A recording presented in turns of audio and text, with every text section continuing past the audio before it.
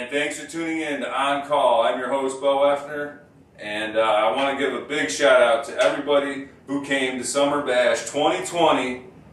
It was huge. We had a great response, great crowd, everybody had a great time, and the bands were magnificent. We had Burn the Rights play, the Lunkheads, Lifelong Death, and Mortal Enslavement. Make sure you stay tuned for more live show announcements and events coming up in the future. Let's kick things right off tonight. We have special guests, Deadlift, performing for you tonight. They're going to do a couple songs, and we got an interview with them. So make sure you stay tuned. We've got Deadlift coming right up. Bow!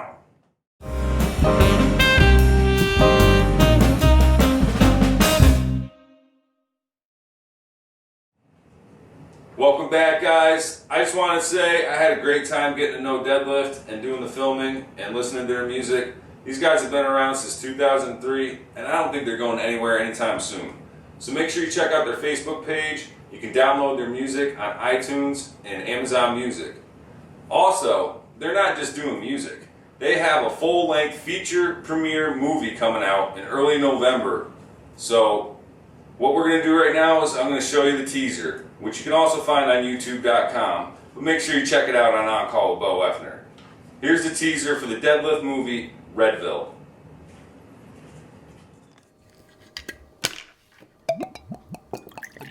Did what had to be done. We're going down for this. No. This is my mess. You guys were never here. I'll take the fall. Tony. No. Absolutely not. Listen, I was gonna do this anyways. I got nothing to live for. You guys just do what you gotta do and get out of here.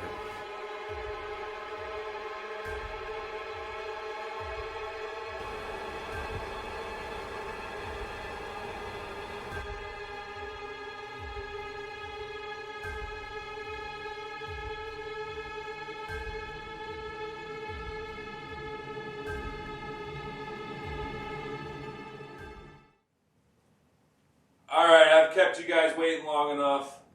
Here to perform Without You off their self-titled album is Deadlift. You can check out the official music video on YouTube.com.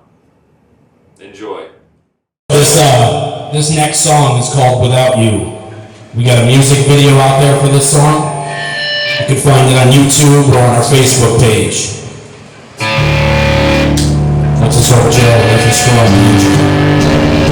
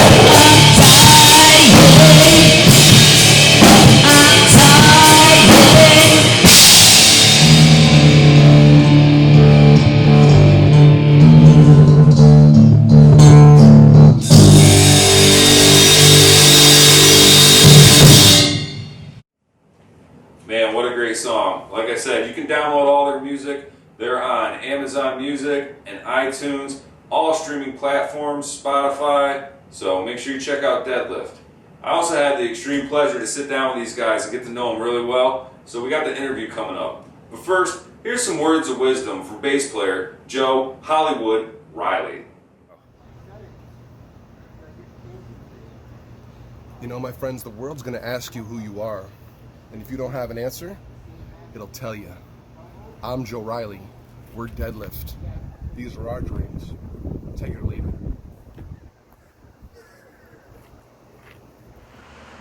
Say hi, everybody. Hi. Hey, what's up, everybody? Don't be scared. Now, I know you said Joe. Yeah. Some would say he plays bass, but I don't know if that's actually. And someone said a bass plays me. And to be honest with you, it doesn't matter anyway. As long as I have a cold beer. There you go. Cheers to that. How are you doing, dude? I'm doing very well. Thanks for asking.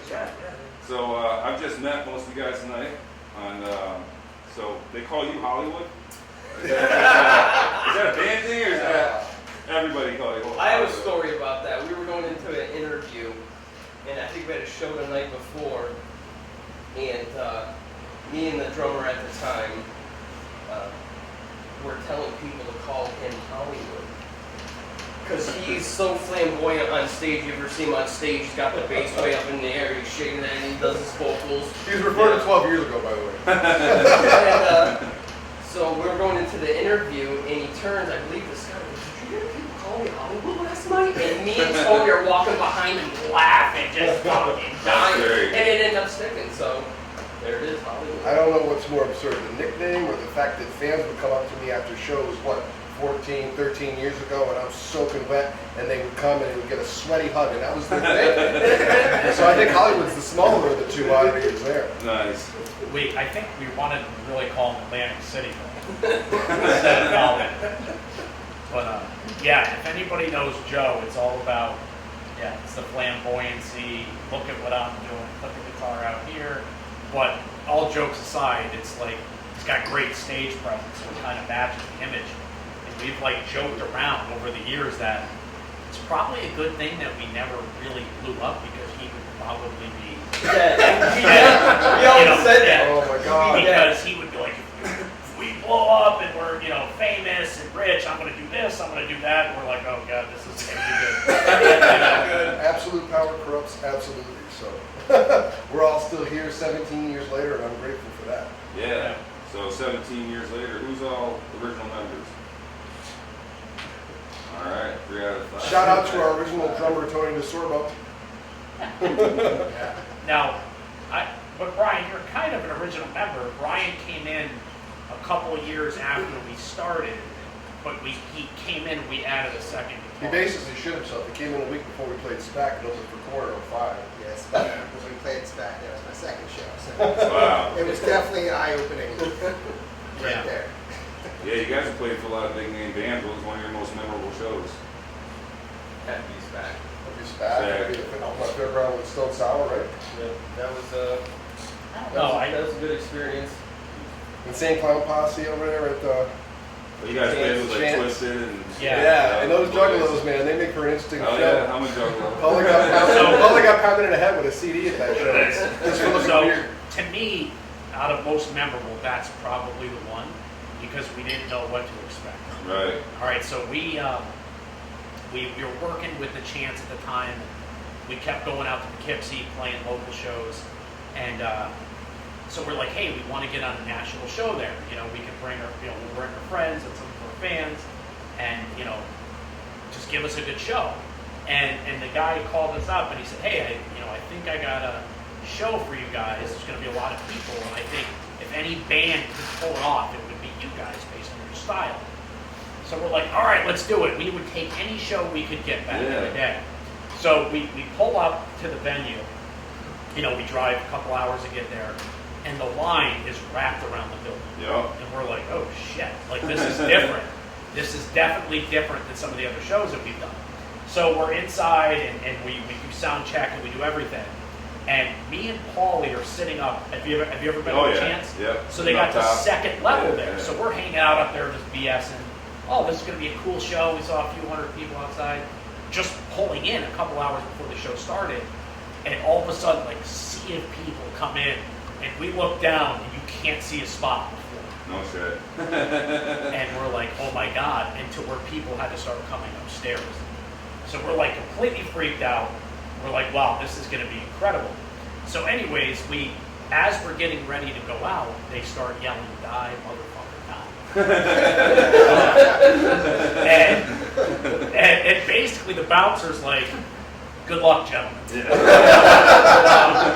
And he gets hit with a CD, and we're just giving him all we got. And actually, Sean was with us and was videotaping our Respect Me Now video. So there's footage in that music video from that show, and you see the crowd starting to turn. Yeah. Cool. And all of a sudden, one person just started moshing, shoving everybody around, and after a while, people got into it.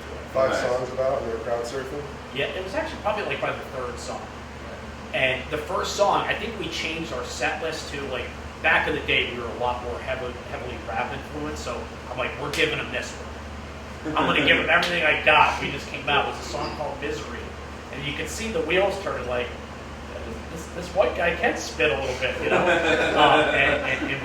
And it was good. We actually met some really cool fans. Guy with 6 toes outside. Oh, yeah.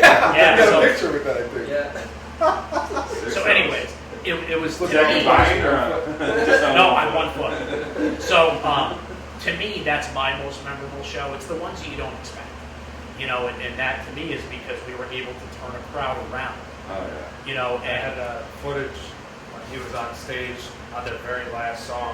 You were kind of doing this like thing with your arm where you were singing and you were swinging your arm, and I'm behind you with the camera, and like we were looking up at the balcony, and there was people like doing the same Yeah, thing, it was like really in the getting into it, and that was kind of crazy to watch. It's interesting how energy plays off of energy, right? Because I'm a real laid-back guy, you know, for being 6'2", 270, you know, but we went on the stage and we felt that energy towards us, Right. and we turned around and we put our energy out. Yeah, I remember, we were like, there. I remember feeling pissed off, and to be honest with you, I usually just enjoy playing my set. Yeah. You know, and I think they fed on that because they wanted that.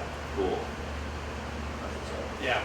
And it's funny, Poughkeepsie itself has always presented some interesting shows for us.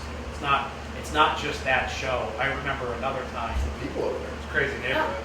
It's a crazy neighborhood. I really like the people. There was one other show we played there, and I'm not going to say the band's name. It was a hardcore band, and the singer, this was a big band that we played with back here on another national bill, and he comes up to me before the show and he goes, "What are you guys doing playing this show?" And I was like, "What do you mean?" And he's like, "I don't know if they're going to jive with you guys. Like, I love your guys' music. I think it's great, but my band won't play here." And this band was on Ozfest. Oh shit. And I'm like, oh, Jesus. And I remember we played, and people just kind of sat. They didn't throw anything or yell, tell us to get off stage, but they kind of just sat there and watched us. And we just gave it everything we got. I think we were like, speed up this set. I want to get off the stage as fast as possible. When you catch 150 side eyes at the same time, it's a little Right. weird.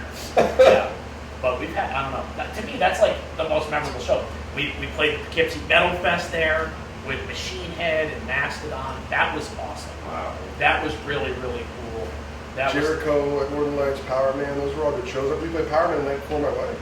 yeah. It was Yeah. 500. 500 heads up, and upstate's pretty good. Yeah. Definitely.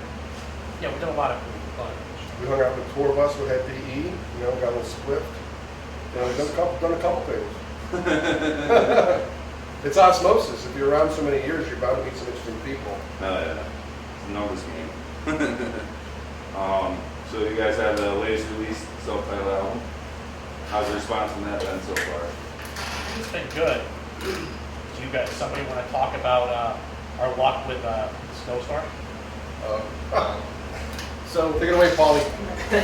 the last album was 2008. And here we are, 2021. Okay, so it's 12 years later, obviously. We've been trying to make this for so long with different drummers, bass players, like shit, our equipment stolen. I mean, just everything that happened to a band happened to us. And so finally, we set a date. On that date, there's a major snowstorm in upstate. obviously. So instead of having a couple hundred people, we have maybe 50 people, which is still pretty cool because it came out in 9 inches of snow. It was. That's dedication. It, Third it, mile an it hour were winds. 50. I think it was like closer to 100. But the thing that's funny is, I mean, it was literally the worst snowstorm of the year, and we kept talking about like we kept seeing the weather like 2 weeks in advance. Brian is our weather guy. He always Yeah, so- there's going to be a heat stroke or like So we're like, I remember this show. It was a free show you guys did in Schenectady, right? yeah, we did a free show because we just wanted to Party. drop our album and Drop have it a good out, time.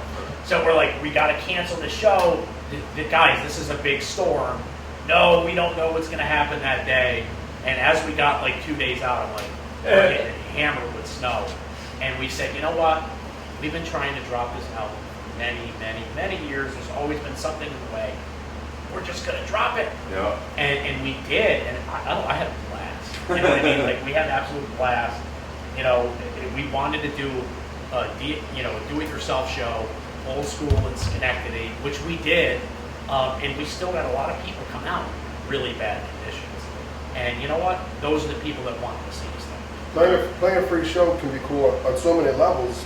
For example, you never know who's going to come out to see it when they're going to shell out.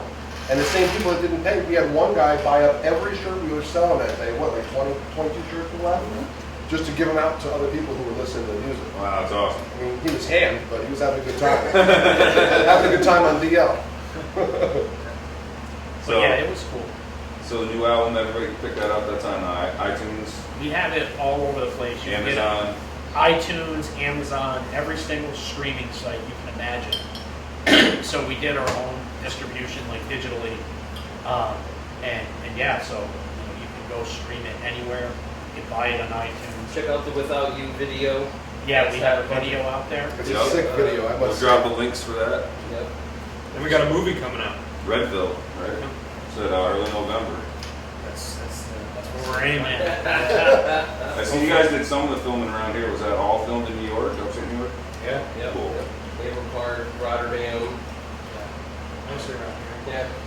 But that was another reason too, no joke, that we were like, we got to drop this album now. Because we were like, we knew we had to get the movie done, and if we didn't get the album behind us, we were going to lose focus. All right. It's kind of hard to work on an album and a movie Yeah, at move the the same same time. time. I can imagine. Especially for us, we've never Yeah. worked on movies. We're relying on Sean to direct us and tell us what the hell we needed to do, and I never realized how much planning goes into that. So, and that's why we're happy we dropped it when we did. And you know what?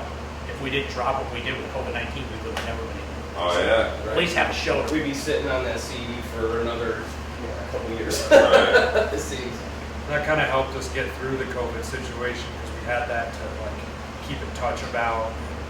Hey, we still have editing to do and music stuff.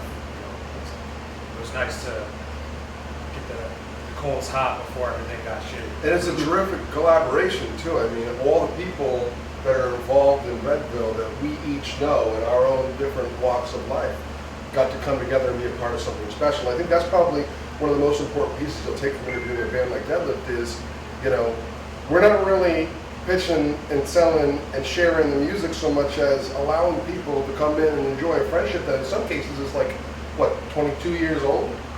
17, we're sitting here. Right. We call, Sean our new drummer, but, you've been around since 03, right?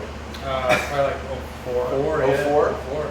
So, So you're part of the band anyway. For the Yeah, second kind of. time. Yeah. He was front He was always row center, man. Camera he's guy. always been involved. He used to do some comedian stuff before we played. too. Sweet. So, Some stand up. I I can tell you about our first interaction with him, and I'll never forget it.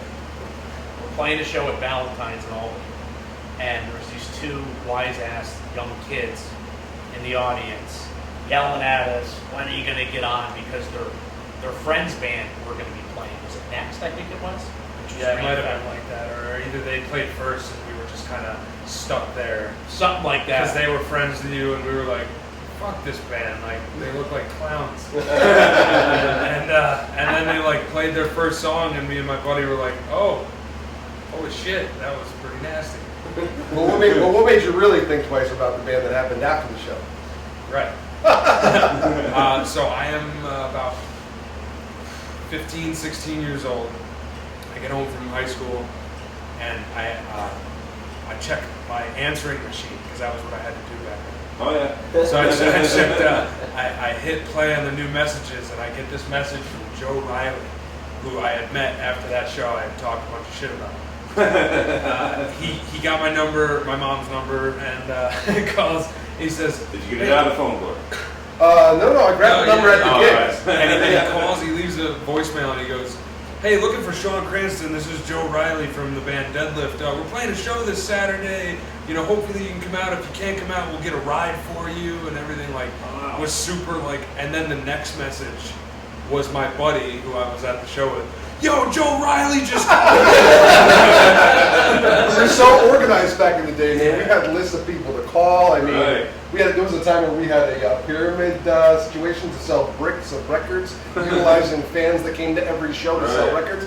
You know, we did everything we could to get to where we got. And I think that it speaks a lot to, you know, the kind of people that we are and to how we're not going to take no for an answer. Well, Oh, yeah. in that situation, when we used to have to drive out, Sean used to live out 45, 50 minutes from us, and we'd pick up him and his friends to come to shows. Oh, Just shit. one, because they were a blast to hang out with. They were these young kids.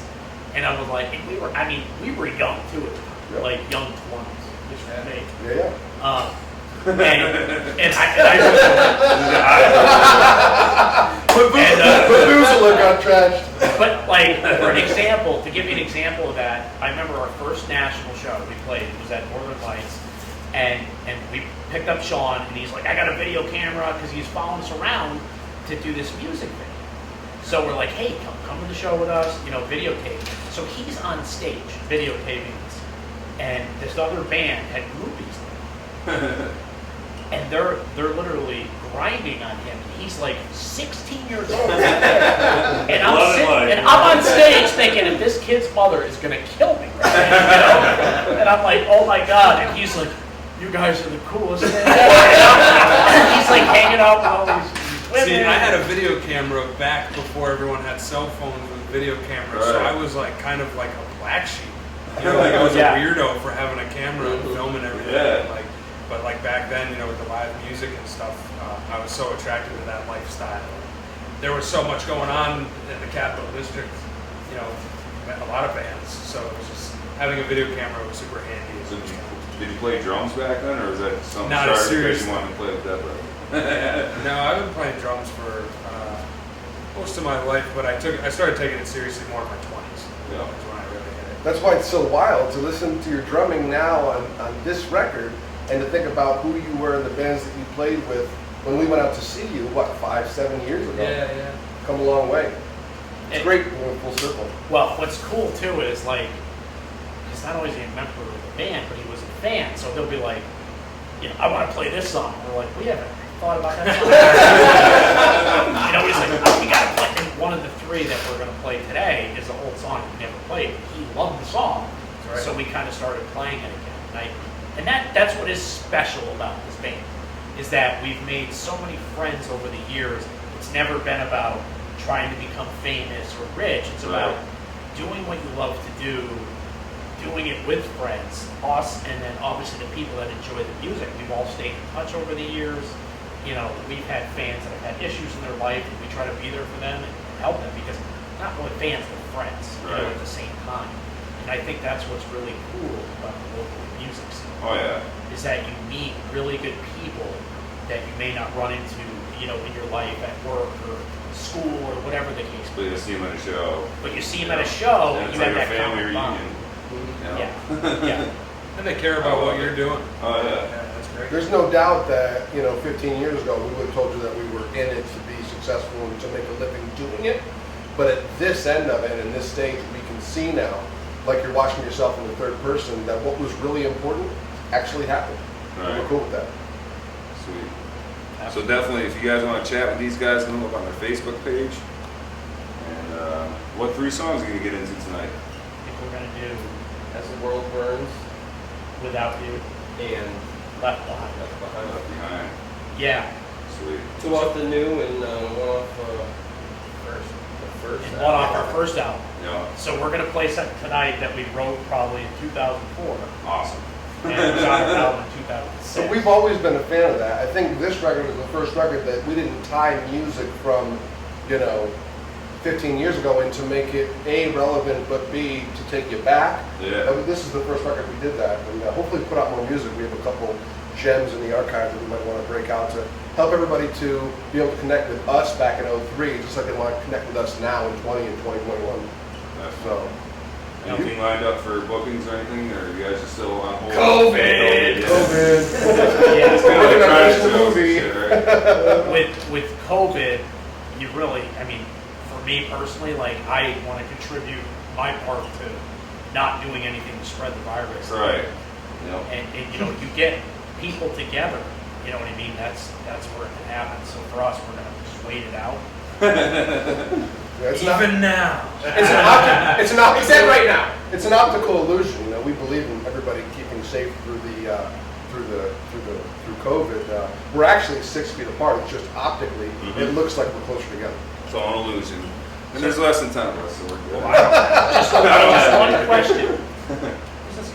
Who's this guy? Have you talked to this? I've been in the band Yes, 2 a years couple and he's words. the new guy. Yeah, I'm still the new guy after, He's after been in the 14 band. years. He's been in the band 2 years, and this is the first time we heard him speak. So I think we're going to look to Brian right now to say something profound. What kind of gear do you use, Brian? What do you favor? Well, usually I play a Fender Strat. I've been playing a Fender Strat for 24 years, something crazy like that. Though I started playing a Charvel I got a few years ago, which is pretty Nice. amps, Rocktron Prophecy preamp with the Mesa Boogie power amp. Man, talk about the stuff that got stolen. I mean, I had a Mesa cabinet also. It sounded so great. I play through a Marshall now, which is awesome too, but I mean, I still dream about the sound I used to have. Like the old stuff that got stolen. And I haven't quite recreated it. Yeah, that sucks. It's interesting that There is music stores where you can go buy it. there's even this thing called the internet where you can order it. Yeah, when I get older, priorities Yes. change, It's interesting you mentioned that though. That's another big piece I think in sticking together as many years as we have is we had 80% of our gear stolen. I wasn't with the band at the time. Like 80% of our gear stolen. We've been through how many different casts of characters? Shout out to Bob Lavoie from the second record and his clothing line EA Apparel. Ooh. Gotta shout out to Fred. Of course. Shout out. Shout out. Oh, who do you want to shout out to? Anybody. Shout out the devil, brother. That's it. Uh, Let's play some fucking music. Hold on, one thing. No. Redville. he shut you down. So Redville. Yeah, plug Redville. We're aiming to drop it in November. The really cool thing about Redville, especially if you're a local music fan, is that we all act. And you're going to get to see some cool dynamics of our characters. And it's directed by somebody that has a lot of experience. There's a lot of cool local cameos and not local cameos. We had an actress come in from LA, and we had another actor, a buddy of mine, come from Boston. And so it was kind of cool. We just, like we were talking about earlier, we had this giant collaboration of people that just wanted to be a part of something. Nice. That we were doing, and that was very cool. And there will be some DL music as part of the score of the movie. Yeah, absolutely. Just some, Awesome. Yeah. some. But more importantly is that we all got to act in it, And the other cool thing is one, like you said, we actually had to hire some professional actors. So it didn't look terrible with just us, which is great. But we actually got the Coniston Drama Club Oh, yeah? to essentially play the younger versions of us. So if Paul won't do it, I'll do it. Shout out to Sophia Sacchetti. Awesome job. But in all seriousness, like watching these kids was so incredible because I'm like, they are way better actors than me. We didn't have to correct them on their lines, right? Because me and Sean knew them all because we're making sure everything fell into place, and they just ripped off their lines. They were And professional. they added, their own flavor to a lot of Right. things too, which made it just Their own like, wow, you really personality. care. Yeah. It was awesome. Really taking on a character. And it's great as a director, it's great to work with people who know their lines and stuff. Not that it wasn't, it was their first time, but when you know your lines, it's so much easier for me to just be like, all right, this is the road you gotta go down. Yeah. Do your thing. Be that person. Sweet. So we're really excited for that. And if anybody's watching this or listening to it, please Check stay the links tuned. below. Stay tuned. Is there a trailer out for that yet? Yeah. We have a YouTube? teaser, not a full Teaser. trailer yet. Teaser. Is that on YouTube or where? Yeah, where can I find it's it? on YouTube right now, and it says Redville teaser, right? And Redville is red, right? Like the color Ville, V-I-L-L-E teaser, and we can send you the link. All right, yeah, we'll do that. So you have it, but we're gonna Throwing drop some a really hyperlinks. we're gonna drop a really cool trailer that I'm so excited for. We put a lot of hard work and effort into it, and I'm really hoping it pays off. Cool. I know you guys got some local people for extras Yeah, too, so I'm sure if you were an extra, you might want to be checking that out and see yourself on TV. right. Absolutely. That's right. Absolutely. And then of course the album. Yes. Don't hesitate to download the album. Help us out. Joe's struggling over here. Definitely. Definitely. It's hard to live in Hollywood. Struggling. It's hard to live in Hollywood. I'm struggling like the first record we dropped, dude. That's an inside joke, but No, That's we'll why probably we do call it that. Hollywood. Enough talk. All right, guys. We got Shout Jeff out Lift to going to Carlos take the listening. stage. Thanks for tuning in. On Call Bo Effner. Definitely stay tuned to hear these guys fucking rock it. Peace.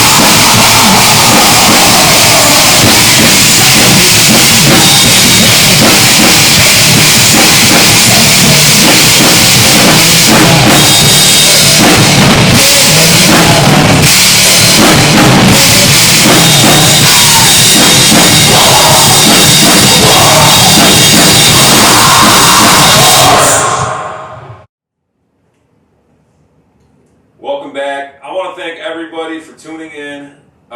It's been pretty incredible. It's had over 1.7 thousand views so far on the channel with over 31 hours of watch time.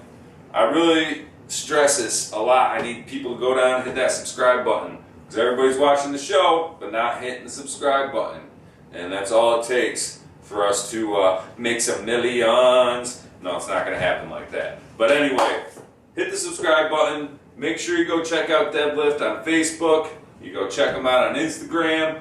You go hit them on iTunes and Amazon Music, Spotify. Those guys are everywhere, man. And they're ready to play their hearts out for you. I can't thank them enough for being on the show. And make sure you stay tuned for more future episodes. Next coming up, we've got Close to Nothing in the next episode. And we can't wait for those guys to rock your ears out. Thanks again to everybody for tuning in. I love you. Peace out.